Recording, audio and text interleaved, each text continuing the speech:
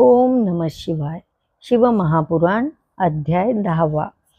प्रणव आणि पंचाक्षर मंत्राचे महात्म्य. ब्रह्मदेव आणि विष्णू यांना महादेवांकडून मंत्रोपदेश. श्री गणेशाय नमः. नंदिकेश्वर सनतकुमारांना म्हणाले, महात्मन, शिवजींनी ब्रह्मदेव आणि विष्णू यांना आपले सगुण व निर्गुण स्वरूप वर्णन करून सांगितले. लिंगपूजनाचे महत्त्वही कथन केले. त्यामुळे त्या दोघांना खूपच आनंद झाला.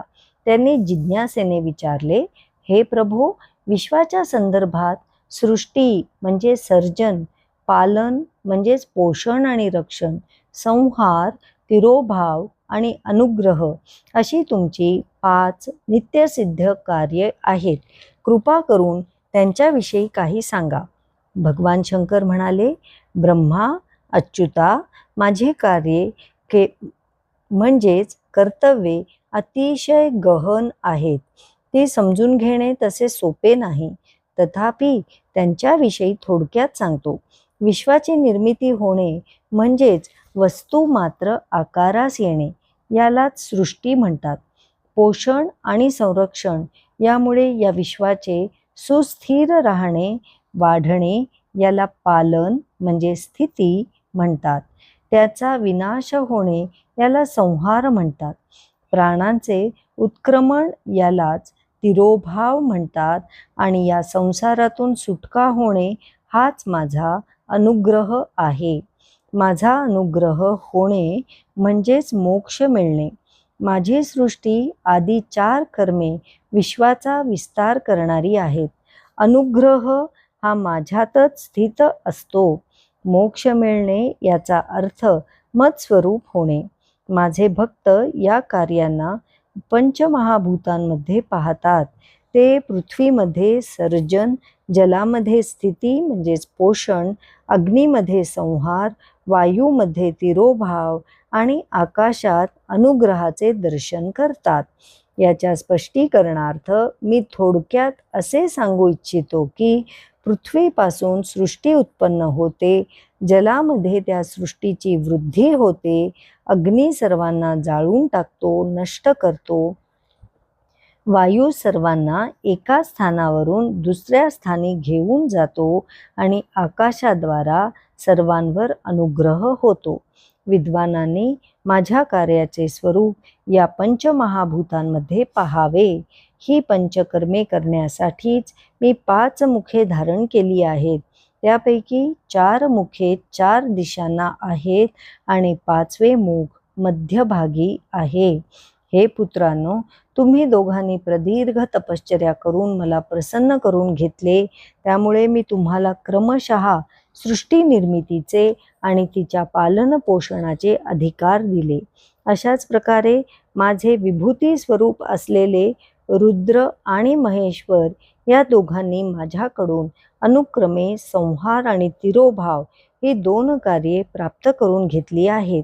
पण अनुग्रह नामक कार्य अर्थात मोक्षाचा अधिकार मी कोणालाही दिलेला नाही, कारण मी स्वतःच मोक्ष स्वरूप आहे. रुद्र आणि महेश्वर आपल्या कर्मांना कधीच विसरले नाहीत. आपण जे कार्य करतो त्याची मूळ प्रेरणा भगवान शंकरांकडूनच प्राप्त झालेली आहे, याचे त्यांना नित्य स्मरण आहे. म्हणून मी त्यांना मत्स्वरूप केले. त्यामुळे त्यांचे रूप, वेश, कृत्य, आसन, वाहन, आयुधे या सर्व गोष्टी माझ्यासारख्याच आहेत. तुमच्याकडून असे घडले नाही. तुम्ही माझ्या ज्ञानापासून विमुख झालात.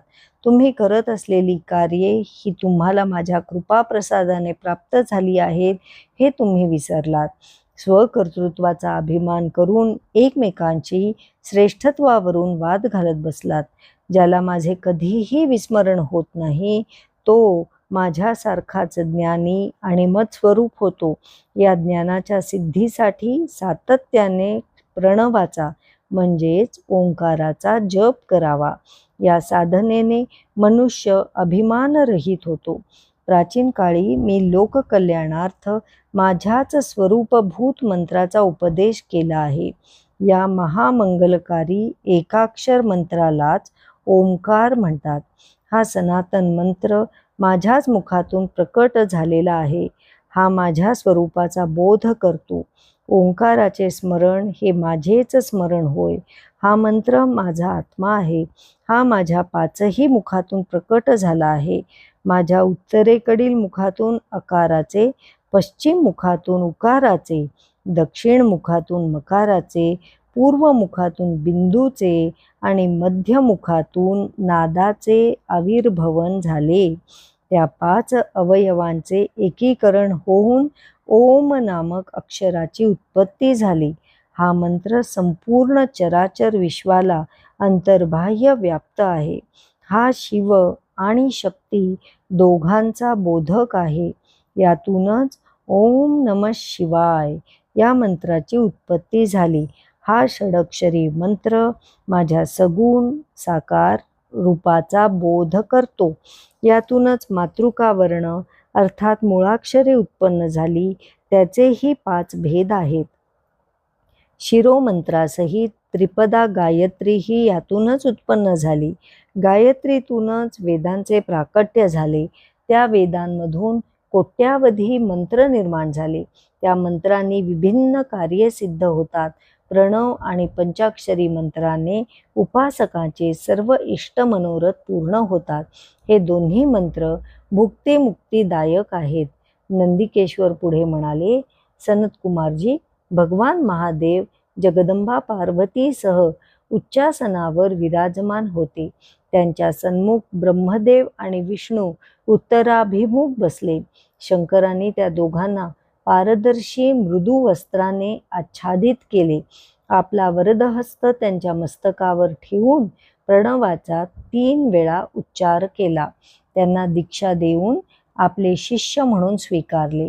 गुरुदक्षिणा म्हणून त्या दोघांनी स्वतःलाच शिवचरणी समर्पित केले. ते हात जोडून उभे राहिले आणि भक्तिभावाने भगवान शंकराची स्तुती करू लागले. ब्रह्म आणि विष्णू म्हणाले, प्रभो, तुम्ही साकार आहात, निराकार आहात. तुम्ही दिव्य तेजाने प्रकाशमान आहात. तुम्ही सर्वांचे स्वामी आहात. तुम्ही सर्वात्मक आहात. तुम्हाला नमस्कार असो. तुम्ही प्रणवाचे उपदेष्टे आहात. तुम्ही प्रणव लिंगरूप आहात.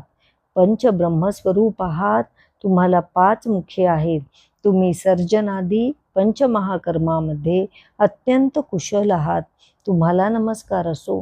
तुम्ही परमेश्वर आहात. तुम्ही सनातन परब्रह्म आहात. तुम्हीच अदृश्य सूत्रसंचालक आहात. तुमचे गुण अनंत आहेत. तुमच्या शक्ती अनंत आहेत. तुमचे सामर्थ्य अगाध आहे. तुमचे लीला कर्तृत्व वर्णनातीत आहे. तुम्हाला नमस्कार असो. ब्रह्मदेव आणि विष्णू या दोघांनी श्री गुरु महेश्वरांची उत्कट भक्तिभावाने स्तुती केली. त्यांना साष्टांग प्रणिपात केला. त्यामुळे भगवान शंकर अतिशय प्रसन्न झाले. ते म्हणाले, आद्रा नक्षत्रयुक्त चतुर्दशीला प्रणवाचा जप केल्याने अक्षय फलप्राप्ती होते. सूर्य संक्रांतीने युक्त महा आद्रा नक्षत्रात प्रणवाचा एकदा केलेला उच्चार कोट्यावधी जपसंख्येचे पुण्यफल देतो. मृगशिरा नक्षत्राचा अंतिम भाग तसेच पुनर्वसू नक्षत्राचा सुरुवातीचा भाग पूजा, होम, तर्पणादी कृत्यांसाठी अत्यंत उपयुक्त असतो. या सत्कर्माचे पुण्यफल आद्रा नक्षत्रातील सत्कर्माच्या पुण्यफला इतकेच असते. प्रातःकाळी आणि मध्यान्हपूर्वी माझ्या लिंगाचे दर्शन घ्यावे. माझे दर्शन आणि पूजन यासाठी चतुर्दशी ही उत्तम तिथी आहे. पूजा करणाऱ्यांसाठी माझी मूर्ती किंवा लिंग समानच आहे. तथापि लिंगाचे पूजन करणे केव्हाही श्रेयस्करच होते. ज्यांना मोक्षाची इच्छा आहे त्यांनी लिंगाचेच पूजन करावे. लिंगाचे प्रणव मंत्राने आणि मूर्तीचे पंचाक्षरी मंत्राने पूजन करावे. ज्यांना शक्य आहे त्यांनी शिवलिंगाची स्वतः स्थापना करावी. ज्यांना शक्य नाही त्यांनी ती दुसऱ्यांकडून करवून घ्यावी. त्या लिंगाची उत्तम द्रव्यमय उपचाराने मनःपूर्वक पूजा करावी. त्यामुळे माझ्या पदाची सुलभतेने प्राप्ती होते.